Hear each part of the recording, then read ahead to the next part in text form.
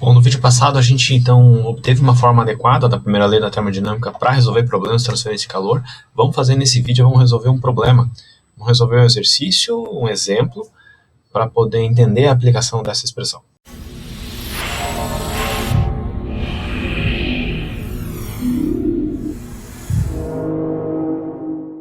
Bom, esse é o problema proposto. É uma chaleira de água sobre fogo, o mesmo desenho, a mesma ideia que a gente tinha antes. E a pergunta é em quanto tempo a água ferve. Muito simples, né? Um problema muito simples, mas que já vai dar para a gente bastante ideia de como utilizar essa expressão que a gente criou. E a gente vai resolver esse problema em 3 partes. Na verdade, a gente vai resolver esse problema 3 vezes. A primeira parte a gente vai considerar como hipótese que a chaleira está isolada, ou seja, ela não perde calor. No segundo momento, a gente vai considerar que ele perde calor a uma taxa fixa de 100 watts, que é uma hipótese um pouco mais adequada, né? Porque como a chaleira está quente, ela está sempre perdendo calor, e a gente vai considerar que esse calor é constante. E no terceiro momento, a gente vai considerar que esse calor está sendo perdido a uma taxa que é representada por uma expressão que é uma função da temperatura. Mas no futuro a gente vai entender um pouco mais o que é essa expressão, mas nesse momento ela é uma expressão como função da temperatura e esse resultado é dado em watts, tá?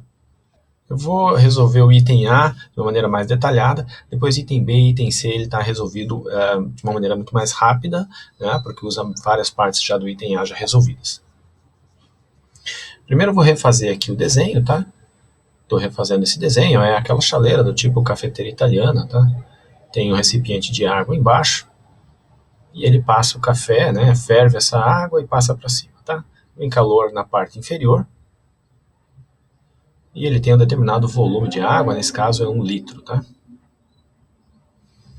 E o item A a gente considerou que ele está isolado, tá? A chaleira está toda isolada, está toda representada ali como isolada, tá? Em laranja a gente vê ali qual é o volume de controle que a gente está considerando.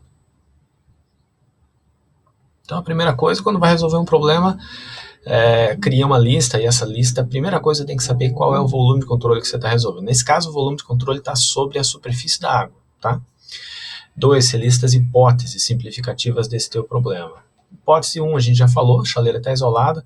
Hipótese 2, não tem geração de calor dentro do volume de controle. Veja, não confunda a geração de calor que existe para aquecer a chaleira. Ela está fora do volume de controle nesse caso, tá? Então, dentro do volume de controle, a hipótese é que não há geração de calor. E o 3, item 3, agora sim é o equacionamento e a simplificação desse equacionamento e solução do problema. A equação que a gente já conhece, que é a variação de energia, né? Energia que entra menos energia que deixa, mais geração igual a variação de energia armazenada. Pela hipótese 1, chaleira isolada não perde calor, então a energia que deixa o sistema é zero, e a energia de geração também é zero. Taxa de geração de energia também é zero. Bom, como resultado dessa equação é a energia que entra no sistema, taxa de energia que entra no sistema é igual a ρ VC dt. Essa é uma equação diferencial ordinária de primeira ordem, né? A gente resolve isso aqui por separação de variáveis e integração. Separação de variáveis, como tem taxa de energia que entra, ρ VC são todas constantes, e elas dá para separar isso como dt igual a d tempo, né? Dá para separar essas variáveis. Os limites de integração para a temperatura é de temperatura inicial, que eu estou chamando de T0, até a temperatura final, que nesse caso vai ser 100 graus Celsius, e o tempo é do tempo zero até um tempo T qualquer, e esse tempo, no caso, é o tempo que a gente quer descobrir. O resultado dessa integração vai ser ρVC sobre taxa de energia que entra.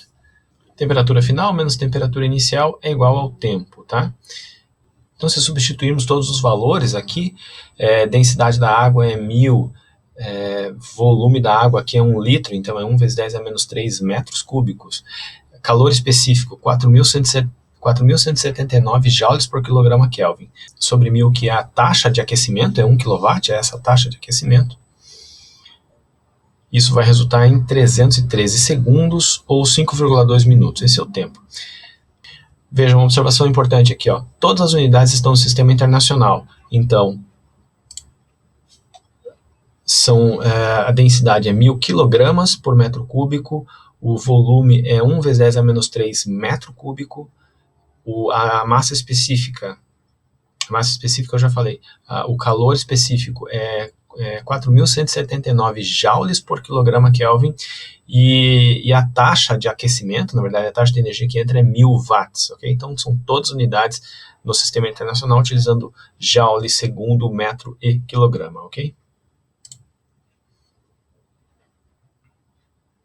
Então grava esse tempo. A segunda forma de calcular esse problema, a segunda forma pedida, é considerando uma perda de calor constante e igual a 100 watts. Qual que é a diferença desse problema, né, agora? A diferença desse problema é que ele não vai estar mais isolado aqui, e sim vai estar perdendo 100 watts. Né? Quando a gente for calcular a equação, esse termo de energia, de taxa de energia que deixa o sistema não vai mais ser zero, sim vai ser 100 watts. Na integração, ainda vai ser uma constante, mas na integração ele vai ser...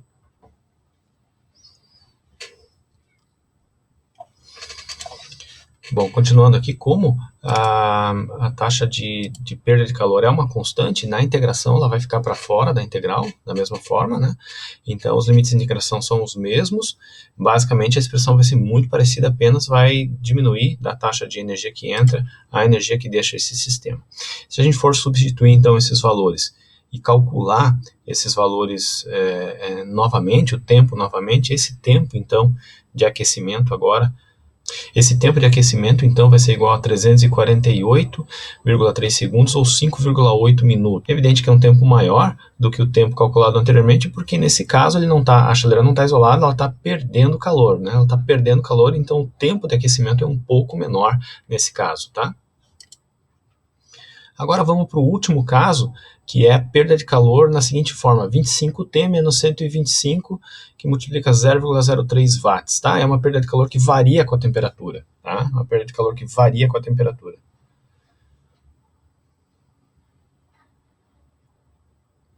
Então, nesse caso, o que vai acontecer? A chaleira não vai estar isolada, vai perder calor de uma determinada taxa. Nesse caso, é essa expressão, 25T menos 125 vezes 0,03. Né? A diferença vai ser na integração, que esse termo não vai mais ser uma constante. Todo esse termo vai precisar estar dentro da integração, porque ele é uma função da temperatura. A gente vai ter que dar uma olhada nessa integração. Vamos refazer essa expressão novamente, ó.